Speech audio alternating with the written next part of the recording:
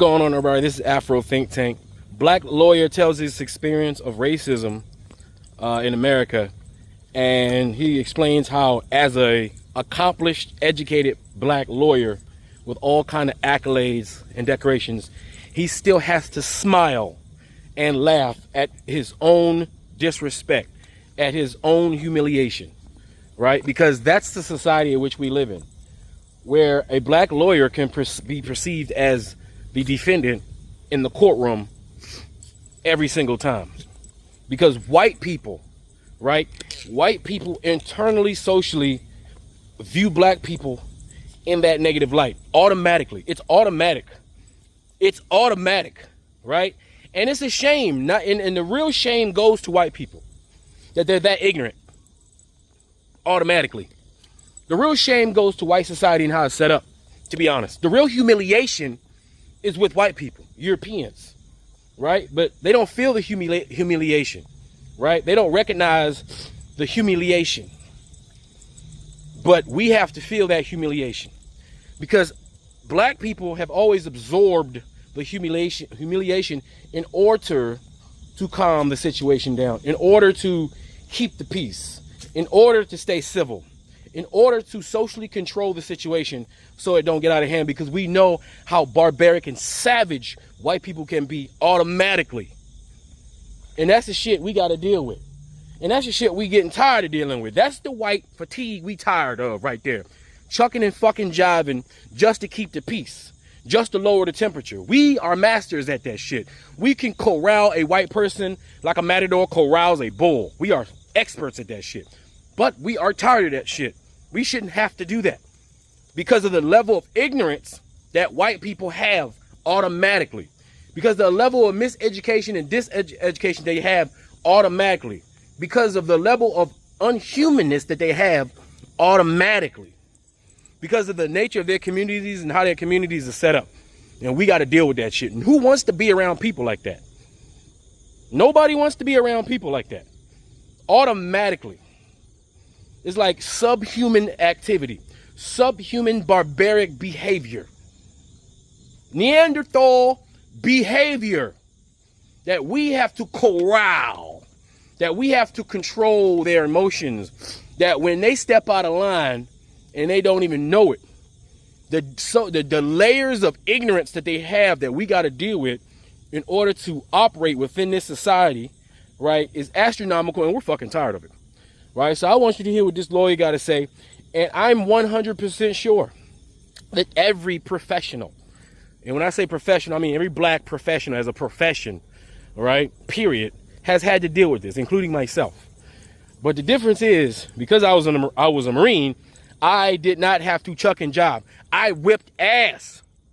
All right, I got to whip so many of their asses, right? That's how I solved my problems with them, whipping their ass. Right? Because when all being equal and you're allowed to whip their ass, right? And there's no like reprisal, then that works a lot better. All right. You get the respect and understanding that way. All right. And I've done that. And not many people have had the opportunity to do that. All right. But I have. And yes, I enjoyed myself. All right. But without further ado, listen to this lawyer and his experience.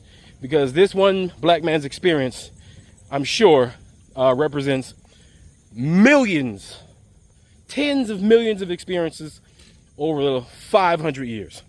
All right? Under and over standard.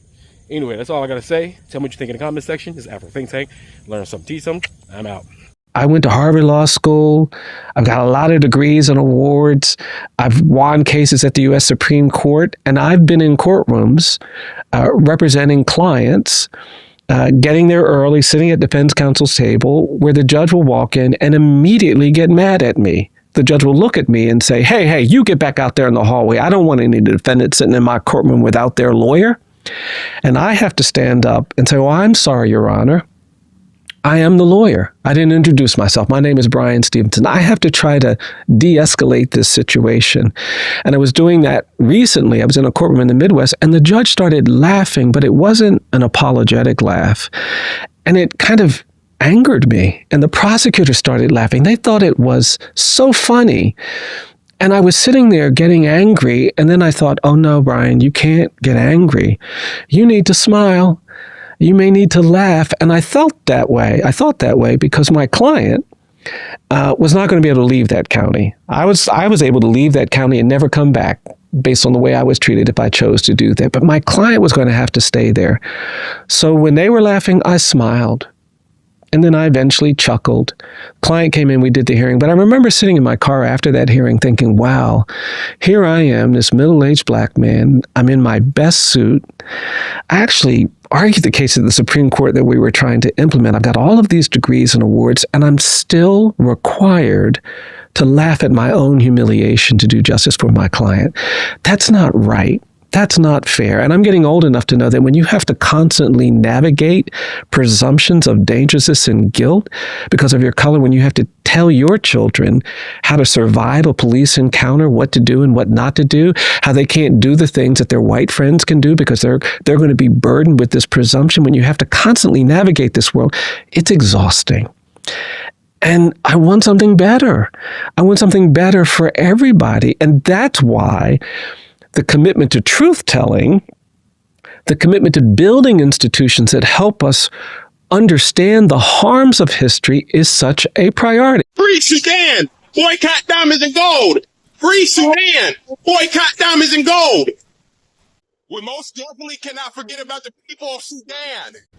Wait. Before you go, for all my subscribers and philanthropists out there, I'm building a solar power community water bowl system in Nigeria. It's going to cost between $5,000 and $6,000. I'm trying to raise money. If you want to participate and help me build this solar power water system, please donate to the Cash App and put solar water in the notes. Solar water in the notes. I'll put PayPal, Stripe, and Zelle. Anyway, thank you. That's all I got to say. It's Afro Think Tank. Learn something, teach them. I'm out. Thanks for watching Afro Think Tank. Don't forget to like, share, and subscribe. And follow me on Substack and Patreon for more content. Remember, it's Pan-Africanism or nothing.